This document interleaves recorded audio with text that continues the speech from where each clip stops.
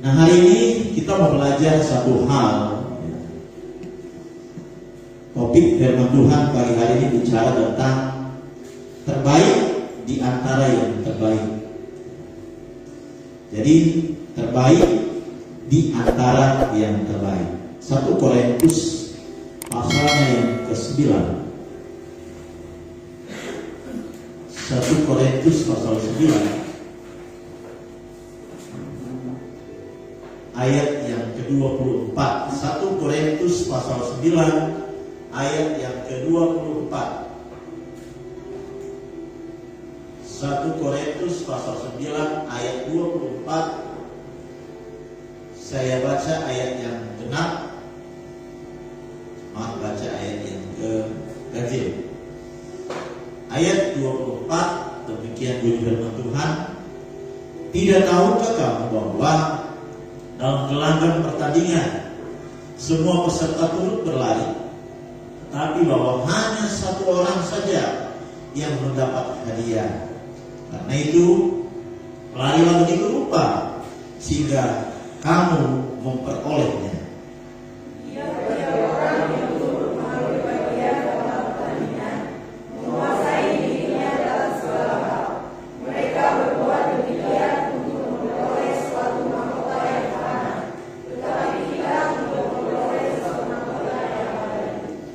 Itu aku tidak berlari tanpa tujuan, dan aku bukan petinju yang sembarang saja memukul.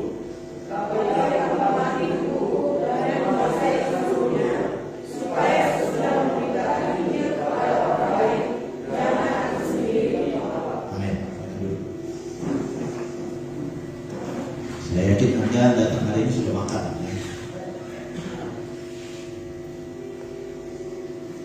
Ya, terbaik di antara yang terbaik.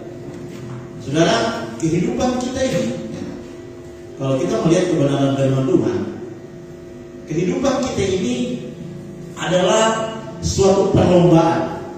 Jadi Alkitab menggambarkan bahwa kehidupan kita ini adalah suatu perlombaan.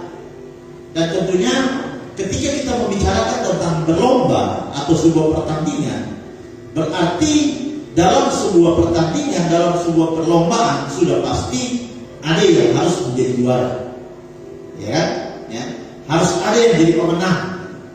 Dan seorang juara atau seorang pemenang itulah yang paling terbaik di antara yang terbaik. Amin.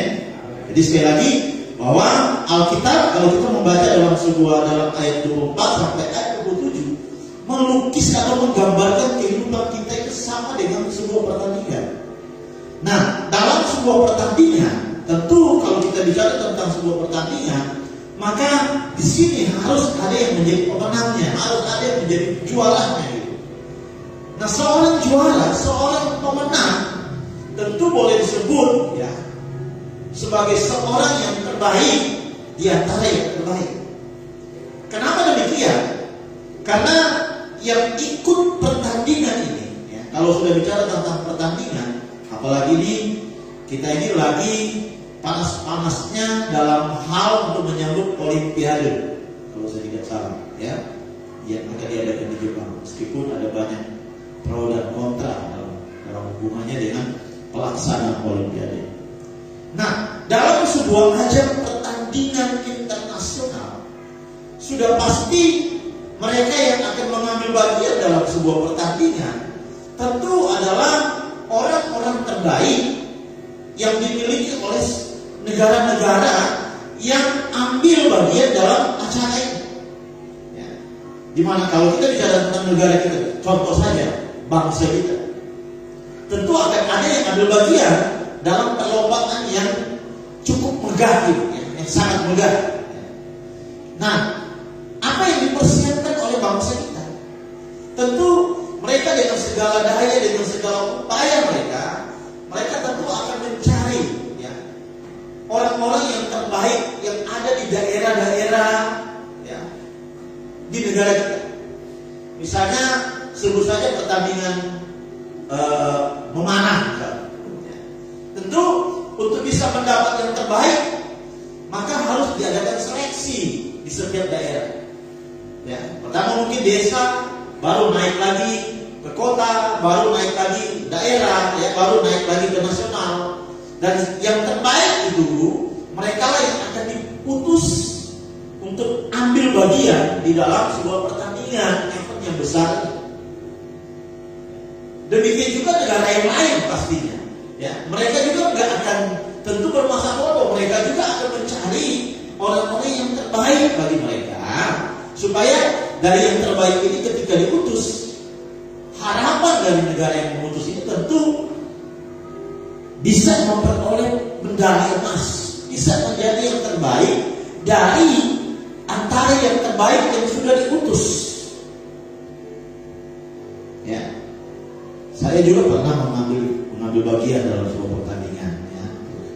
Dalam sebuah pertandingan, meskipun itu hanya antar kecamatan, ya, di mana seluruh antar sekolah ya, sekolah-sekolah, tapi kecamatan. Jadi setiap desa mereka harus melakukan pertandingan, diadu mana yang bisa, pertandingan mana, siapa yang bisa itu dikhususkan dan ditandingkan mana yang terbaik.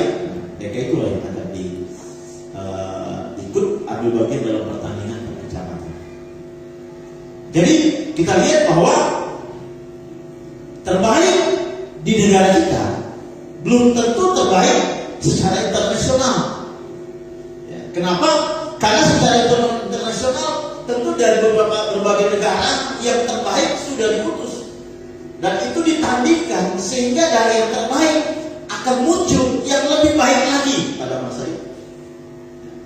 Jadi untuk kita bisa sampai kepada tahap juara, tentu ada hal-hal yang harus dilakukan supaya bisa dikatakan juara. Ya. Nah, saudara, dari bacaan ini kita dapat belajar, kalau kita memperhatikan, ada beberapa hal yang harus dikerjakan, ada beberapa hal yang harus kita lakukan supaya kita bisa menjadi terbaik. Bicara tentang pekerjaan, bicara tentang pengiringan kepada Tuhan, Allah ingin mencari yang terbaik di antara yang terbaik. Karena yang terbaik di antara yang terbaik inilah yang tentu akan memenuhi kualifikasinya Tuhan. Orang yang terbaik menurut pandangan Tuhan inilah yang berhak untuk mengalami hal-hal yang paling terbaik daripada Tuhan. Makanya saya katakan, kalau kita bicara tentang terbaik, yang baik, ya, baik menurut Anda tentu belum tentu baik menurut Tuhan.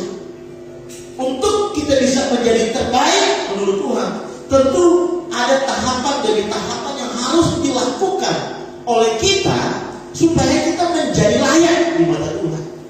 Orang yang terbaik itu akan dimuliakan. Orang yang terbaik, Anda lihat sudah, ya, kalau dalam sebuah ajang pertandingan yang besar, di mana sebuah perlombaan ketika sudah mendapat orang yang paling terbaik, kita lihat bagaimana, apalagi kalau orang Barat, dalam mereka memberikan penghargaan kepada mereka yang terbaik, ya, mereka bukan hanya duduk, mereka berdiri, bahkan bisa memberikan aplaus yang cukup kencang gitu. Itu dalam hal pemberian penghargaan. Nah, saya percaya kalau kita menjadi terbaik di mata Tuhan, saya percaya kita akan mengalami hal-hal yang terbaik daripada Tuhan. Ya, setuju katakan? Orang yang terbaik di mata Tuhan tentu akan diservis oleh Tuhan untuk hal-hal yang lebih baik. Bahkan kalau kita katakan dalam 1 Korintus 9 pasal 29, apa yang gak pernah kita pikirkan, gak pernah muncul dalam hati, yang gak pernah kita lihat, itu yang Tuhan sediakan bagi orang yang terbaik menurut Tuhan. Nah, hal-hal apa yang kita akan pelajari hari ini, ya, yang kita baca tadi di dalam 1 Korintus pasal 2 ayat 24 sampai 27, ya, sehingga kita boleh dikategorikan sebagai orang-orang yang terbaik di antara yang terbaik menurut Alkitab, menurut versinya Tuhan. Yang pertama, sudah perhatikan di dalam ayat yang ke-24, ya. Ayat 24, dia katakan begini, tidak tahukah kamu bahwa dalam gelanggang pertandingan semua peserta turut berlari, tetapi bahwa hanya satu orang saja yang mendapat hadiah. Karena itu larilah begitu rupa sehingga kamu memperolehnya. Poin yang pertama, untuk kita bisa menjadi yang terbaik, kita harus sungguh-sungguh mengikuti perlombaan itu. Makanya dalam penekanan bagian terakhir dia katakan apa? Karena itu larilah begitu rupa. Ya. Larilah begitu rupa sehingga kamu memperolehnya. Artinya apa? Untuk kita bisa menjadi seorang yang terbaik menurut Tuhan, cara yang paling tepat yang harus kita lakukan apa? Melakukan hal itu, perlombaan, mengikuti sebuah perlombaan dengan kesungguhan hati. Saya percaya bahwa setiap orang yang ada dalam perlombaan, mereka yang punya mental untuk menjadi juara, bukan untuk yang penting sudah ada, yang penting sudah tampil. Ya, saya yakin ketika mereka diberikan kesempatan untuk ada dalam sebuah pertandingan yang besar, saya percaya yang ada di pikiran mereka harus juara. Kalau mental ada ya yang penting saya sudah ada di ajang internasional, percuma. Karena Anda diutus, tentu yang mengutus Anda punya harapan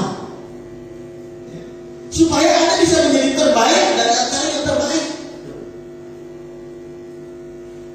Satu kebanggaan kalau Anda diutus oleh instansi tertentu misalnya, dan Anda memperoleh juara, Anda pulang dengan membawa medali. Bagaimana kita melihat ya tokoh-tokoh olahraga kita, sebut saja pertandingan bulu tangkis. Kalau mereka pulang baru-baru ini kita baru selesai dari euforia Euro, di mana negara Italia menjadi champion, juaranya. Dan Anda lihat bagaimana ketika mereka pulang, mereka disambut seperti sang raja yang pulang, dan mereka betul-betul dielulukan dengan hal-hal yang luar biasa. Kenapa? Karena mereka juara.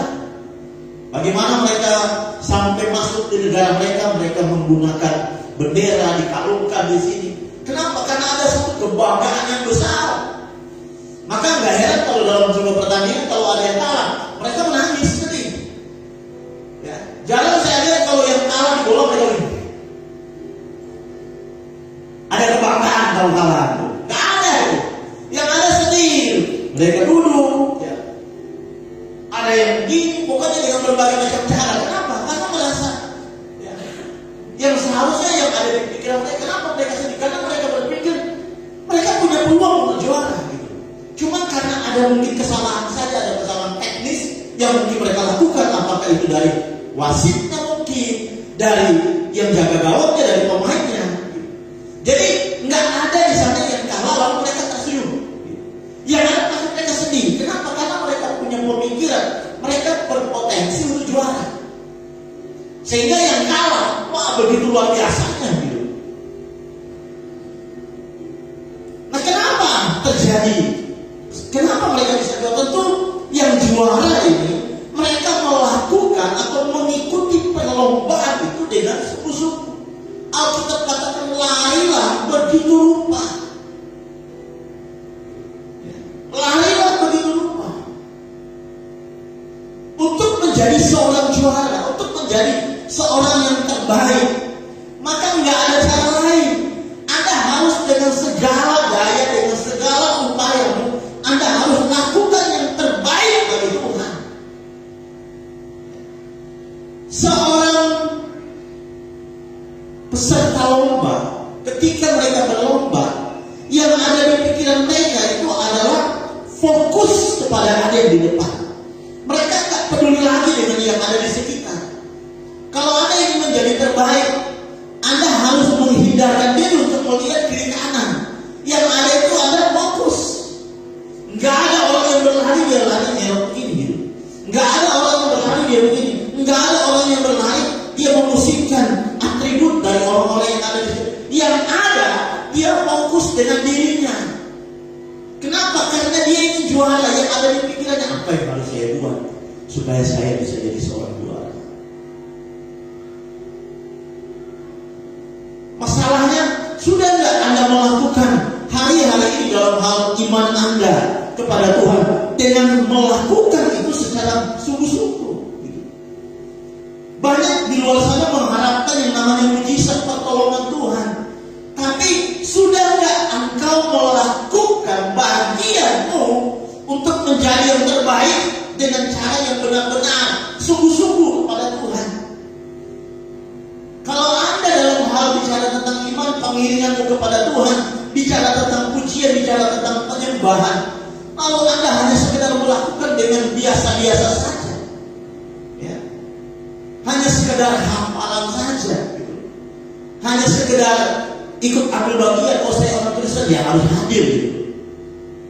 Kalau Anda nggak punya goal ke depan dalam hal untuk mencapai yang terbaik menurut apa yang Tuhan inginkan, maka akan menjadi sia-sia pendidikan Anda kepada Tuhan. Paulus dia katakan apa? Larilah sedemikian rupa. Dia nggak bilang udah yang penting lari aja, yang penting lu bisa lulus ini sedikit dan terbaik. Enggak, larilah sedemikian rupa. Artinya apa?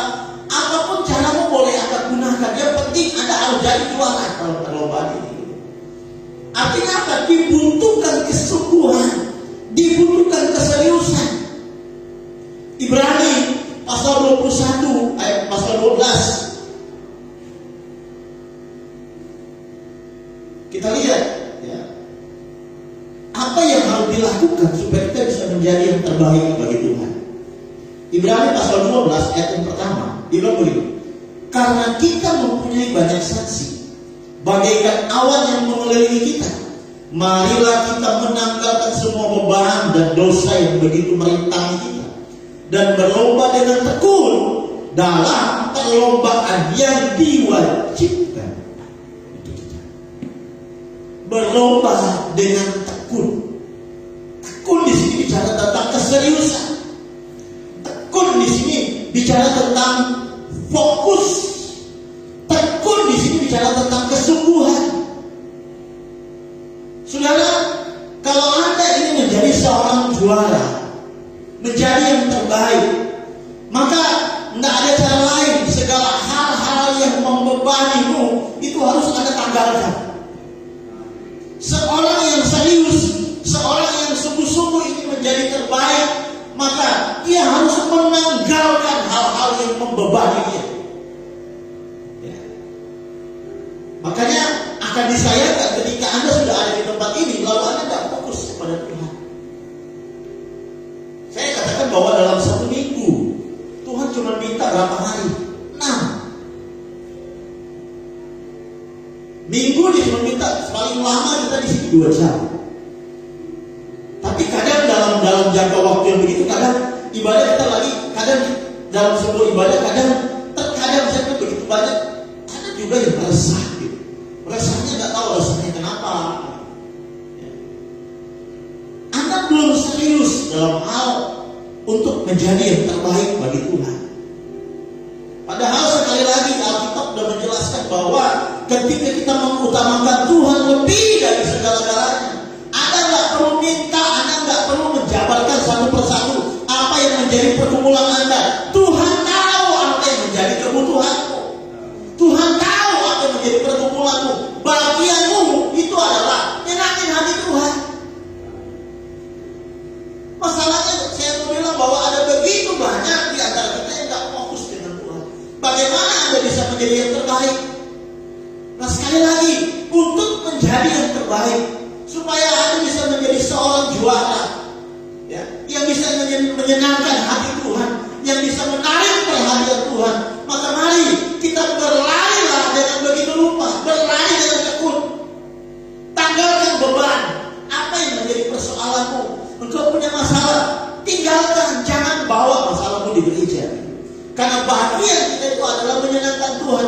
Hari ini kita mau fokus kepada Tuhan. Karena saya percaya ketika engkau datang dalam rumah Tuhan, yang engkau yakini bahwa Allah sanggup untuk menjawab apa yang menjadi pergumulan.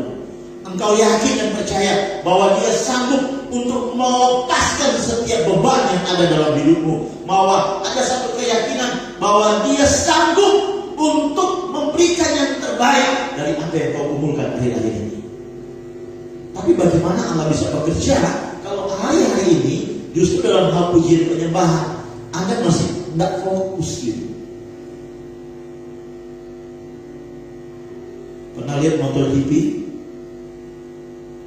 ya, yang F1 itu, kalau dia punya cc itu cc-nya besar. Kalau dia lagi balap, yang dia lakukan itu lagi fokus, karena kecepatannya itu kecepatan di atas rata-rata. Dengan kalau dia sudah belok, rasa-rasanya dia punya stang motor itu bisa sentuh ke jalan. Anda lihat yang mana mereka lakukan. Pasti mereka yang fokus. Nggak ada yang mereka lakukan. Itu bisa keluar jalur dia itu. Tak ada itu. Ya. Hari ini bicara tentang iman. Saya dan saudara sementara dalam sebuah perlombaan.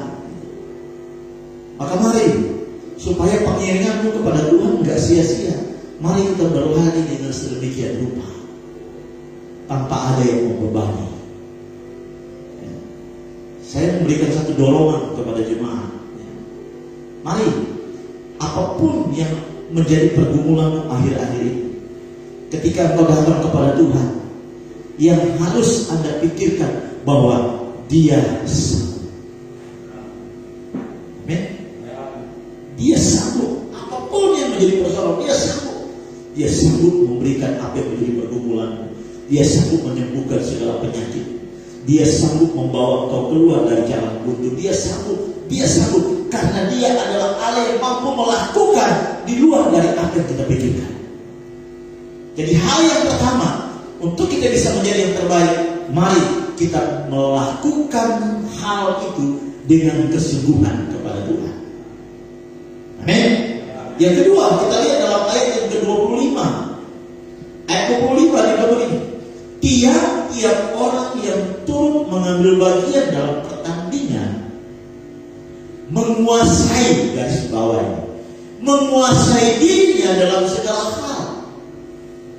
Mereka berbuat demikian untuk memperoleh suatu mahkota yang sama. Tetapi kita untuk memperoleh sesuatu mahkota yang Alkitab bilang orang yang bertanding yang ada di dunia ini untuk bisa mencapai sampai apa yang terbaik, Alkitab bilang tahapan yang berikut yang mereka harus lakukan adalah penguasaan diri. Mereka rela menguasai diri mereka demi sebuah mahkota yang mana.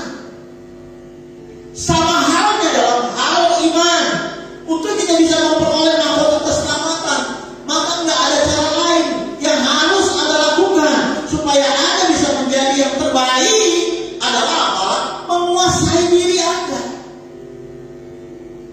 Tidak ada seorang pemenang kalau dia nggak berhasil menguasai diri.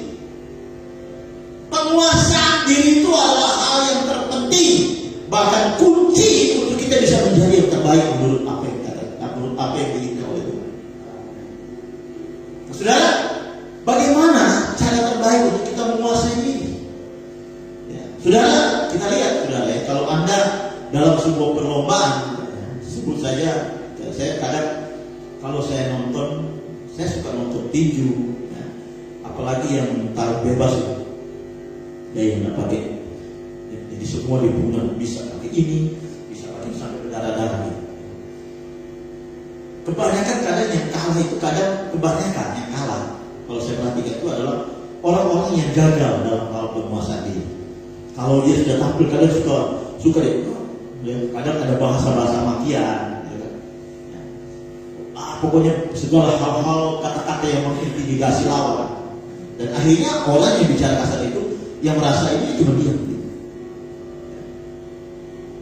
Saya masih ingat, saya lupa sih namanya. Ada yang merasa dia hebat, dia mulai bicara tentang kata-kata kasar. Dan akhirnya pertandingan kemarin, nggak tahu tiba-tiba dia patah kakinya. Kalau Anda lihat sebelum ada sebuah pertandingan, itu mereka dipertemukan dulu. Ya kan bisa begitu, dipertemukan dulu dalam sebuah konferensi, sebuah ibaratnya dalam sebuah acara. Jadi ada wartawan kemudian mereka bicara. Nah, saya lihat yang sok nih, yang merasa dia memang udah hebat, mulai dengan kata-kata maki itu, nah,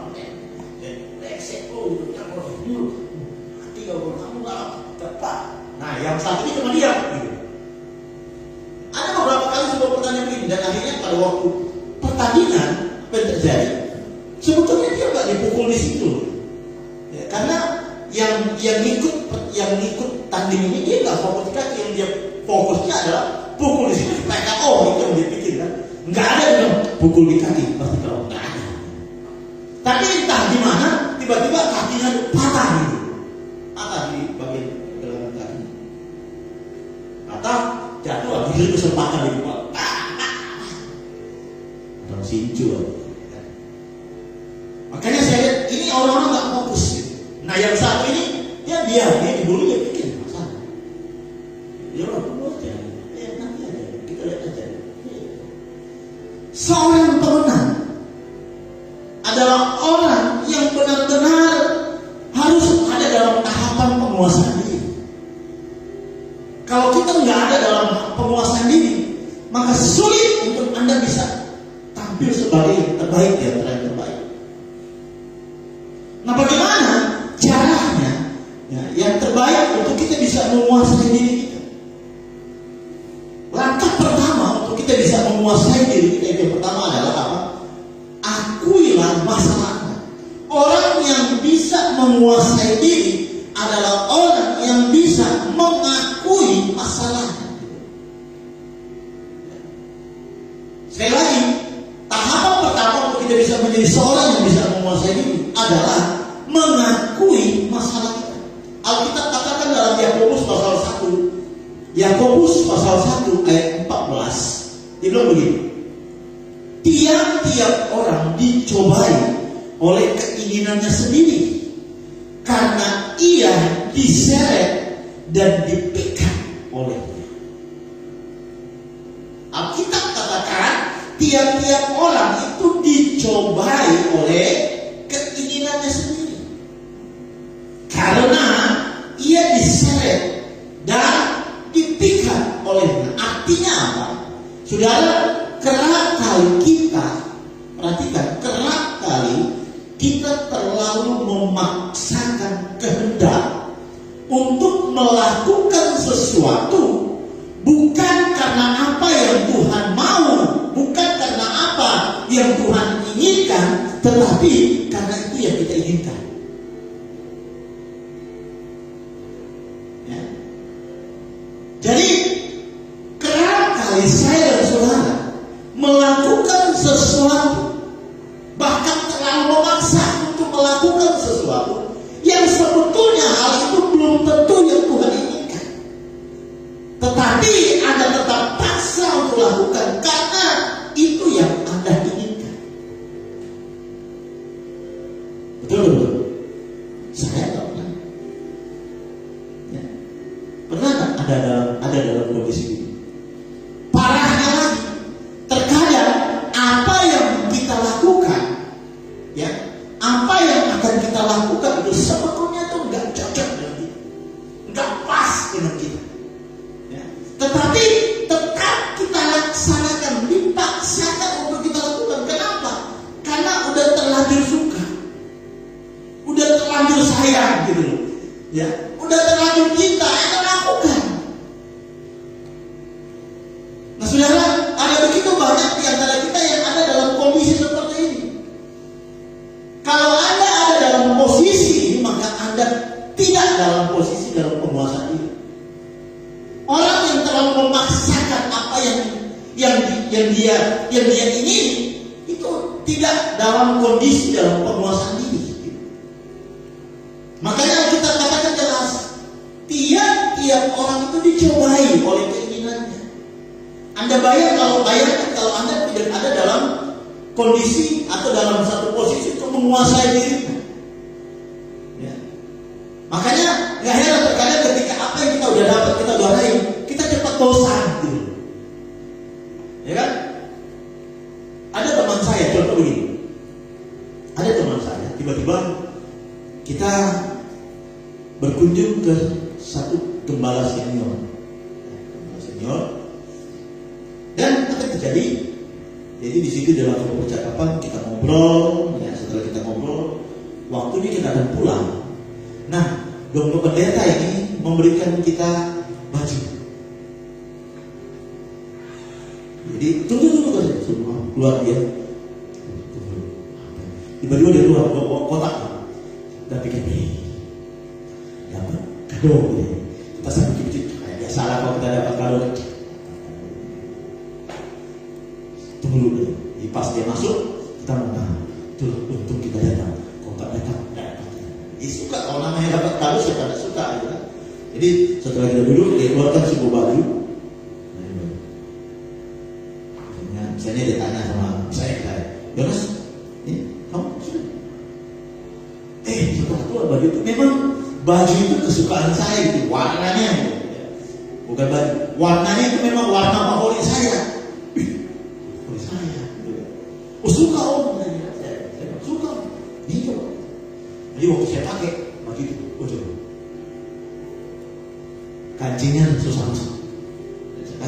Bisa, tapi mesti dipaksakan. Ini pun mau kancing itu mesti. Jadi kadang saya harus tahu supaya dimasukin baru setelah masuk aja. Si kepalanya, gimana mas? Cocok nggak? Cocok om. Nah, ini kan cocok om. Ini mantap nih teman saya. Kecilan itu bro. Nah, tapi bisa kecilan itu bro. Itu untuk saya, itu kecil. Nah ini cocok. Ya karena udah terlanjur suka gitu loh, ya kan? Karena ini warna favorit gitu. Jadi sebetulnya nggak cocok meskipun itu kesukaan warna. Karena kenapa lah cocok? Ininya susah ketemu tapi dipaksakan. Ini juga, ya karena kalau kita pakai baju kan pasti pakai dasi, dipaksakan juga. Ya, jadi karena kondisi kecil, cuma karena saya suka warnanya kecil, punya cocok. Kalau saya bilang, enggak bro, itu kecil, itu cocok untuk saya. Nah ini cocok om, cocok om. Gembala om, kayaknya kecil gitu mas. Nah om, cocok ini. Nah ini yang saya maksud tadi gitu. Ya. Jadi ada hal-hal yang tertentu yang dimana memang kalau kita udah suka, meskipun itu nggak pas, itu tetap dipaksakan kita mau. Nah ini contoh yang tidak dalam posisi penguasaan diri. Pernah nggak ada malam seperti itu? Akhirnya setelah 1-2 minggu pakai, tidak pakai baju itu kan? Cuma karena keinginan yang terlalu dipaksakan. Ini yang namanya daging. Itu disimpan. Pakai kan? Kita dibuat saja. Yang salah sama. Akhirnya kita punya di situ ada karena memang cuma dicatat. Akhirnya ya, yang seharusnya ada yang cocok itu diambil oleh orang. Kita dapat nggak bisa dipakai gitu. Saudara, ini yang saya katakan bahwa kita tidak ada dalam posisi penguasaan diri. Kalau Anda ingin menjadi seorang pemenang, Anda harus menguasai diri. Dan cara yang terbaik ketika kita ada dalam posisi penguasaan diri itu adalah apa? Akui masalah. Apa susahnya saya? Oh ya, ini emang tidak cocok. Ya udahlah, kasih dia yang mana cocok, pas. Cuma karena ego kita, keinginan yang tidak terkontrol, menyebabkan kita kehilangan berkat yang sesungguhnya. Menjadi seorang pemenang gak ada cara lain, kuasai diri. Dan cara yang paling penting dalam hubungannya untuk penguasaan diri itu adalah apa? Akui masalah. Tuhan tidak akan bisa berperkara dalam kehidupanmu kalau selama ini masalahmu kau pendam. Tuhan tidak akan bisa berperkara dalam kehidupan Anda kalau selama ini apa yang menjadi pergumulanmu kau simpan sendiri. Siapa Anda? Ya. Orang yang bisa menguasai diri, kata firman Tuhan, kuasai dirimu dan jadilah tenang, kata firman Tuhan. Ya. Kalau kita bisa menguasai diri, kita mengakui, ya, nggak ada gengsi di sana, nggak ada hal-hal yang ditutupi. Kita transparan kepada Tuhan, kita bicara apa adanya kepada Tuhan. Saya itu orangnya begini loh. Saya mau katakan, tidak ada istilahnya, tidak ada harapan bagi orang yang mau mengakui apa adanya tentang apa yang menjadi kekurangannya kepada Tuhan. Di hadapan Tuhan, engkau punya potensi untuk menjadi berkat ketika engkau mau dengan sejujur-jujurnya mengakui apa yang menjadi masalah kepada Tuhan. Ya. Dalam sebuah perlombaan, kadang apalagi dalam sebuah sepak bola, ya, kadang ada orang yang sebetulnya nggak cocok untuk menjadi penyerang, memaksakan diri untuk jadi penyerang. Oh, nggak bisa nih gitu. Kan ada pernah, lo nggak bisa jadi penyerang, bisa gitu. Lo nggak bisa. Gitu. Akhirnya menjadi masalah di sebuah tim. Saya pernah membaca ada sebuah cerita di mana ada seorang tokoh ketika dia diposisikan karena dia orang kaya, orang yang berpengaruh, dan karena dia punya duit, akhirnya sebetulnya dia nggak punya potensi, nggak punya sesuatu kelebihan, cuma karena dia orang yang lebih, gitu. Memang dia baik juga. Akhirnya seorang pelatih menempatkan dia dalam sebuah posisi yang memang strategis dalam sebuah perlombaan. Tapi, nah ini yang saya mau katakan, orang yang ada dalam penguasaan diri adalah orang yang tidak sembarangan untuk masuk. Dia menyadari potensinya. Pada waktu diposisikan di sebuah tempat situ, dia langsung secara jujur, Pak, maaf, mending saya jadi penonton, karena saya nggak tepat di posisi ini. Karena saya nggak bisa apa-apa. Kau bisa, nggak bisa, saya nggak bisa apa-apa. Dia mundur secara terhormat. Saya baca kisah Ronaldo, ya, ada Ronaldo, kalau Anda baca, dia punya kesaksian yang menarik sekali. Ya. Saya agak sedikit lupa ya secara jelas, tapi ternyata sebetulnya Ronaldo ini adalah orang yang ada dalam posisi yang kebetulan, yang seharusnya dia tidak ada di posisi itu, gitu. Kenapa? Karena pada waktu di negaranya membuat seleksi. Pada waktu negaranya akan mengikuti sebuah ajang internasional sepak bola, mencari seorang penyerang. Nah, masalahnya di Portugal itu ada 2 orang penyerang, ya. Mungkin Anda pernah baca cerita. Ada 2 orang penyerang dan sebetulnya yang satu ini yang terbaik. Ya, saya lupa namanya siapa. Dan dia punya kans yang memang paling kuat untuk menjadi tim yang mewakili negara Portugal. Namun karena mereka juga terbaik, ya, akhirnya dicoba. Nah, ketika dicoba dalam sebuah pertandingan juga, dan mereka dua-duanya menyerang, ya, dua-duanya menyerang. Ketika menyerang, singkat cerita, ketika mereka ada benar-benar di posisi gawang dan mereka punya peluang untuk bisa membobolkan gawang itu. Nah, pada saat bola itu ada di temannya, saya lupa namanya siapa. Sebetulnya temannya bisa tendang bola itu. Karena apalagi dia punya keinginan untuk bisa menjadi bahagian dari tim nasional, ya kan? Dia pikir kalau dia tidak masukkan, dia akan kehilangan momentum di sana. Tapi apa yang dia lakukan? Pada waktu entah kenapa, tiba-tiba sebab seharusnya dia bisa tendang, tiba-tiba bola itu diokornya ke Ronaldo. Dan Ronaldo ada di posisi yang baik juga, sehingga dia masuk ke bola.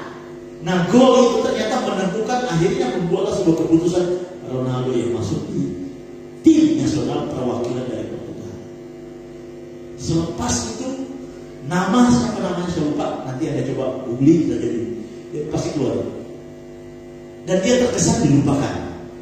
Dan sampai detik ini Ronaldo bersinarnya luar biasa.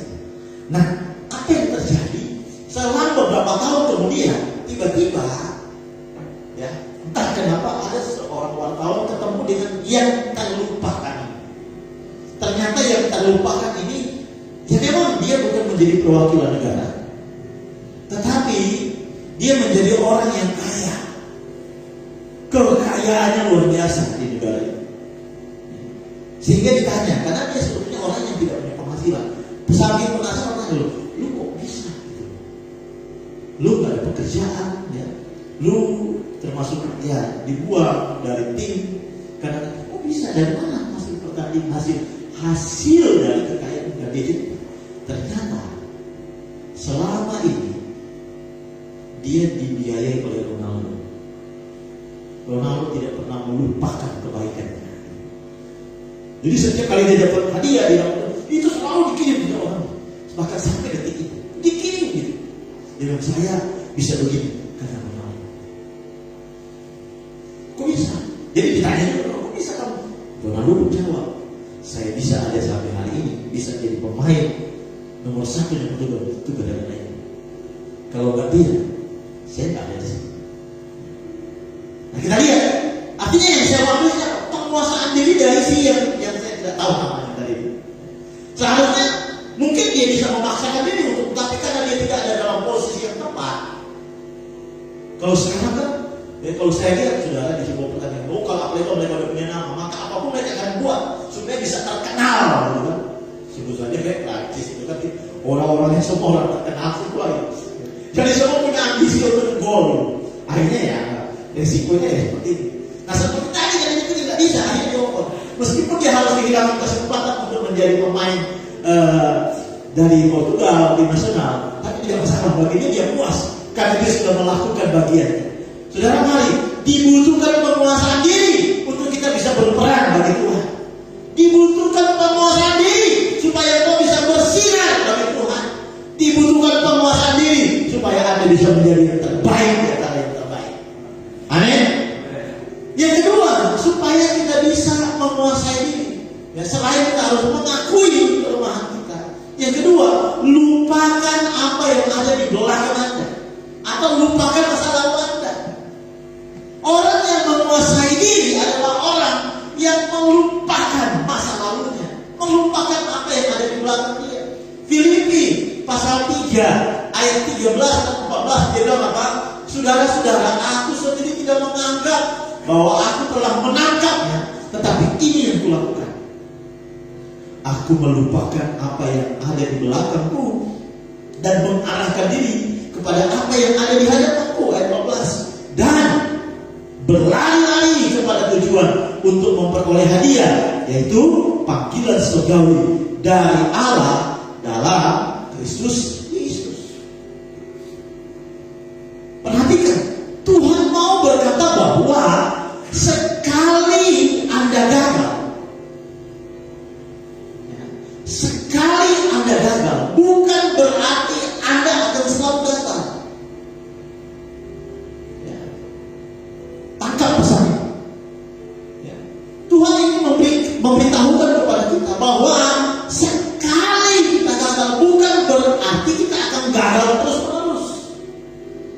Contoh yang baik, kejatuhan atau kegagalan di masa lalu bukan berarti bahwa kita tidak akan pernah mampu mengubah menjadi sesuatu yang sukses. Ya. Apabila kita tetap fokus kepada Tuhan, kita tinggalkan apa yang ada di belakang kita. Ya. Masa-masa yang pahit, masa-masa yang menekan hidup kita. Ya. Ada seorang anak Tuhan, ketika pada waktu itu dia ingin bunuh diri. Pada waktu dia mau bunuh diri, dia sempat untung, ya, memang Tuhan punya cara yang luar biasa. Dia masih sempat kirim SMS dan itu kepada hamba Tuhan. Dan ketika dia tanya, apa yang menyebabkan kamu mau bunuh diri, dia mulai bilang, saya orangnya yang tidak berguna. Saya orang yang terlanjur, sudah banyak disakiti orang. Saya orang yang kurang dipedulikan. Saya sakit hati dengan orang tua saya. Saya orang yang terkadang tidak dihargai dalam keluarga. Pokoknya dia bicara hal-hal yang pahit. Jadi, ya, ini yang membuat lebih baik saya mengakhiri hidup. Ada banyak orang di luar sana. Kalau kita mau telusuri kenapa mereka begitu gampangnya untuk mengakhiri hidup, karena ada hal-hal pahit yang mengikuti kehidupannya. Dan tidak menutup kemungkinan ada juga di antara kita yang hadir pada hari ini. Mungkin kita juga punya masa lalu yang mungkin masih kita bawa sampai detik ini. Saya mau bilang, kegagalanmu di masa lalu itu bukan berarti berpotensi sampai hari ini kau akan gagal dan kau tak punya harapan. Alkitab memberikan satu jawaban yang pasti. Lupakan apa yang ada di belakangmu. Apa yang membuat dulu Anda pahit, kehilangan pengharapan yang membuat mungkin Anda nggak dihargai. Tapi Alkitab bilang, arahkan dirimu hanya kepada Tuhan. Karena ada mahkota yang terbaik yang Tuhan sediakan bagi orang yang mau fokus kepada Tuhan dan meninggalkan masa lalu. Amin. Jadi orang yang ada dalam posisi penguasaan diri adalah orang yang berhasil melupakan masa lalu. Jangan bawa-bawa hari ini kok ada dalam kondisi di mana Anda ada dalam posisi ciptaan baru dari Tuhan. Sebagai orang yang sudah ada dalam ciptaan baru, maka bersiaplah untuk mengalami transformasi iman dalam hidup Anda, di mana Allah akan memberkati Anda. Allah akan memberikan yang terbaik. Allah akan menjawab apa yang menjadi pergumulanmu. Jangan bawa masa lalumu, karena ada hal-hal yang baru, yang lebih luar biasa yang Tuhan sediakan dalam pengiringanmu kepada Tuhan. Banyak orang-orang di luar sana yang nggak bisa sukacita, yang terikat dengan pokoknya jadi orang. Ya, ada sebuah film, ya, dan ini kita nyata. Ini perempuan ini dia menjadi seorang yang pendiam. Ternyata setelah diteliti dia punya masa lalu yang pahit. Ya, apa masa lalunya? Dia diperkosa oleh orang tuanya, bapaknya, dan itu membuat dia pahit. Sehingga dia mau kemana-mana dia pun kehilangan kepercayaan diri. Kalau dia ketemu, karena masalah ini bukan hanya diketahui oleh keluarga, itu udah jadi makanan publik.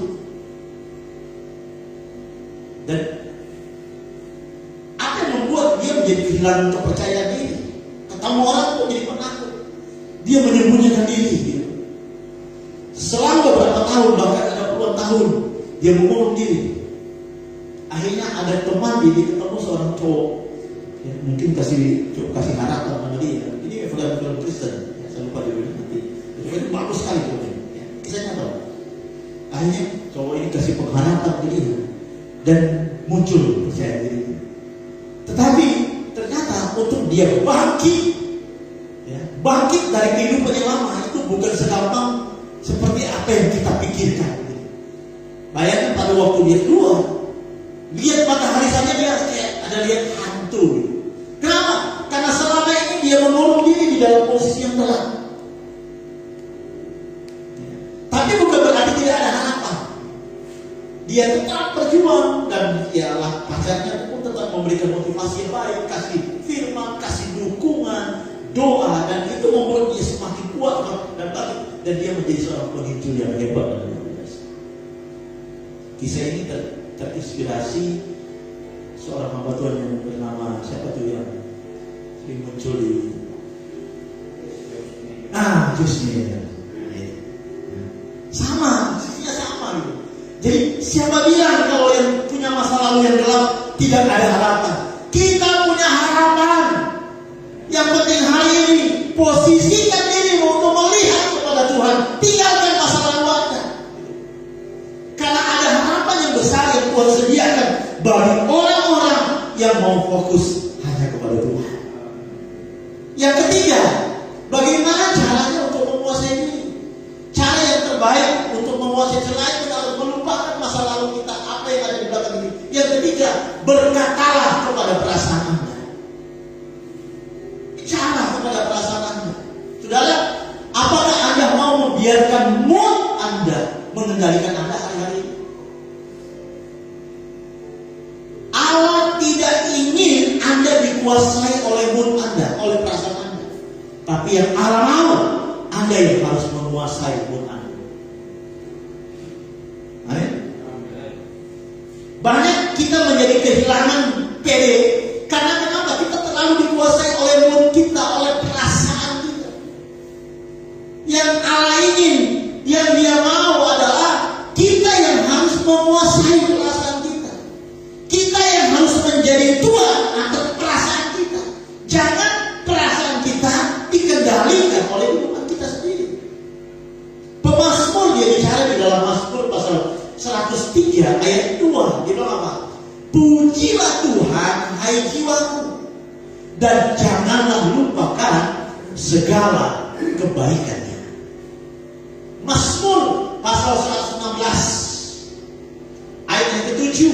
Dia bilang apa?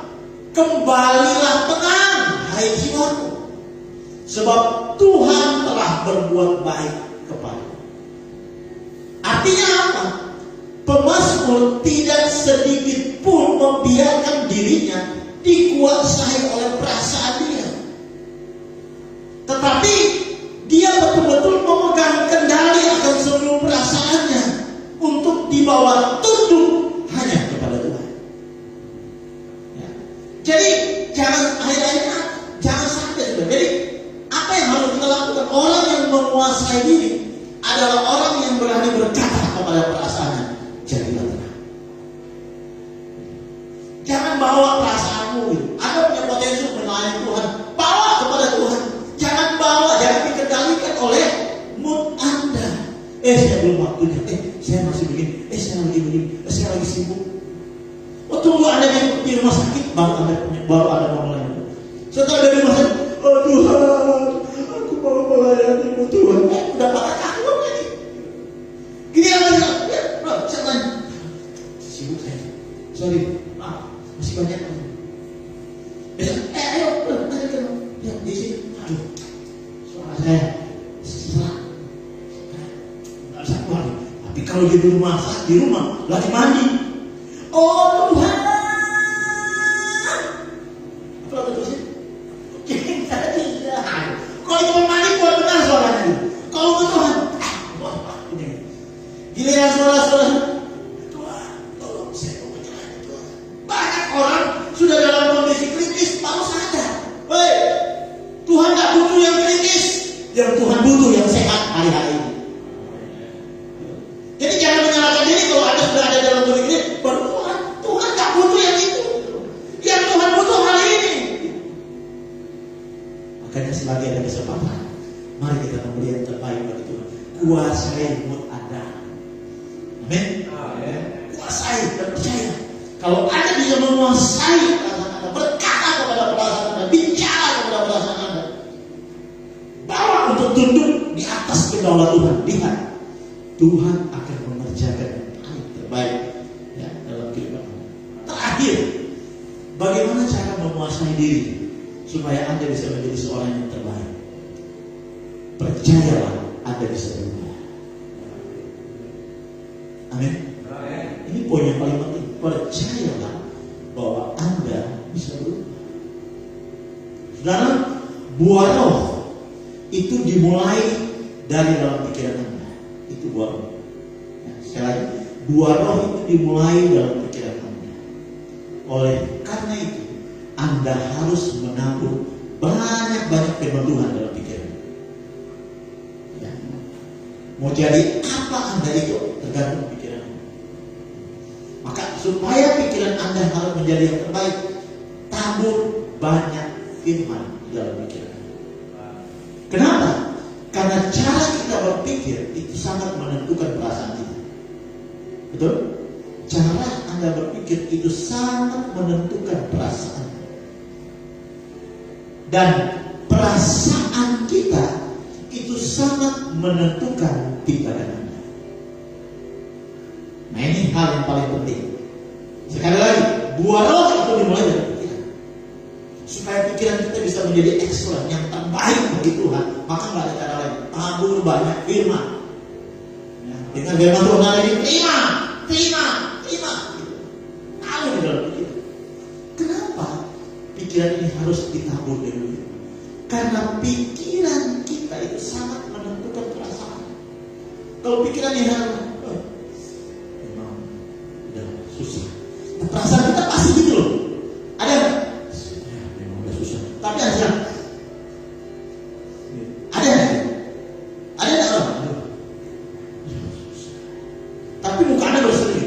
Kebanyakan ketika kita bicara tentang sesuatu yang susah, yang sedih, tekanan, selalu perasaan kita di bawah. Makanya saya katakan, tabur pikiran Anda dari firman. Kenapa? Karena pikiran itu sangat menentukan perasaan Anda. Dan perasaan Anda itu sangat menentukan dalam hubungannya dengan tindakan. Tindakanmu baik karena pikiran baik. Jadi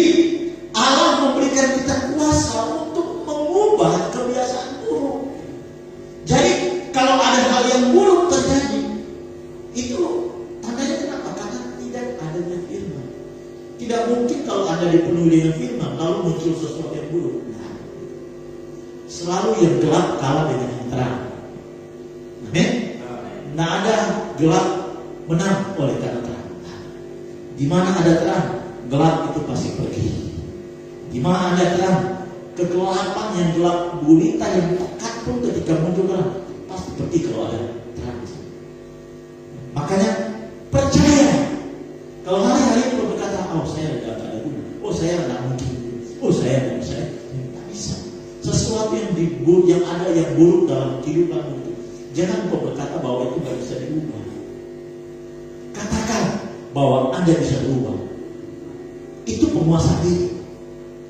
Katakan dalam dirimu. Kalau Anda ingin melihat sesuatu yang besar terjadi dalam hidupmu, saya percaya ada hal-hal yang baik yang Tuhan sediakan bagi kita pribadi. Dan itu tergantung sejauh mana Anda bisa menguasai diri Anda. Katakan kalau Anda bisa berubah. Amin. Jadi firman Tuhan, makanya kalau orang aduh sudah gak ada harapan, sorry, dia punya harapan. Makanya saya bicara pada minggu kemarin, Yabes adalah orang yang mungkin orang sudah buat garis sama dia. Yang dia gak ada harapan. Ya sesuai nama dia, sakit, ya kan, menyakitkan. Segala hal-hal yang sakit itu ada dalam diri. Tapi Yabes tidak mengizinkan hal-hal yang negatif menurut kata orang itu mengintimidasi dia. Bagi dia bisa berubah. Kenapa dia bisa berubah? Karena dia punya Tuhan. Kita punya Tuhan yang hidup. Kita punya Tuhan yang luar biasa. Kita punya Allah yang tidak tertandingi oleh Allah.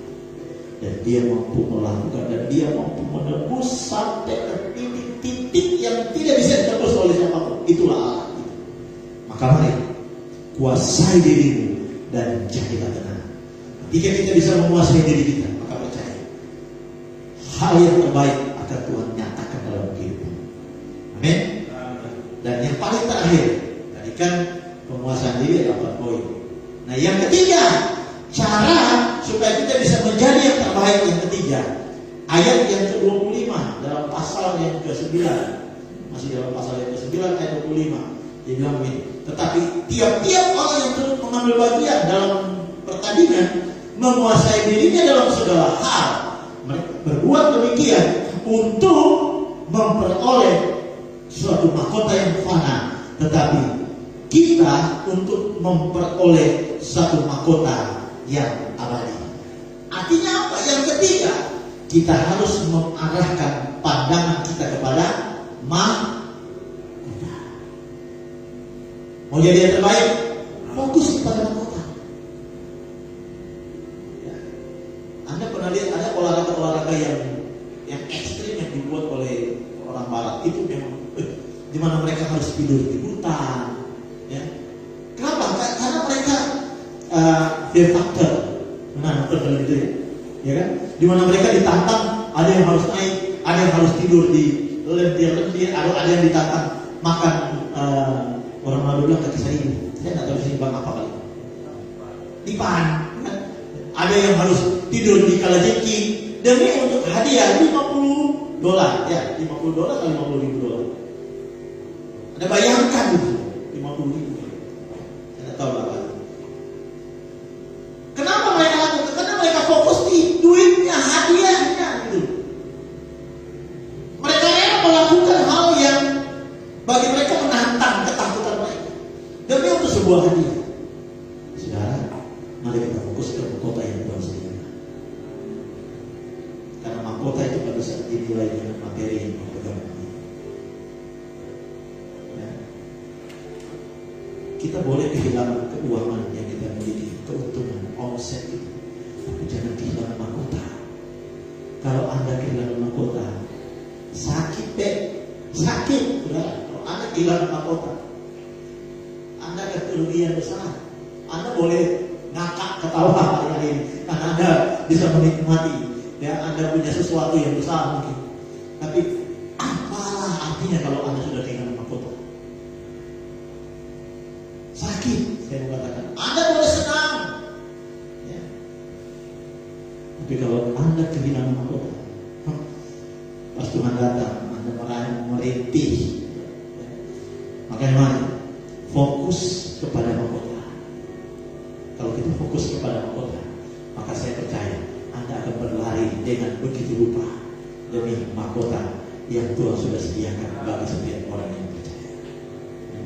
Mari, mau jadi yang terbaik, yang terbaik, mari kita lakukan firman Tuhan yang kita sudah bagian. Percaya, ketika kita ada dalam posisi yang benar, kita mengikuti semua aturan-aturan yang memang Tuhan sudah berikan, maka kita bukan datang dalam sebuah pertandingan untuk menjadi seorang pemenang.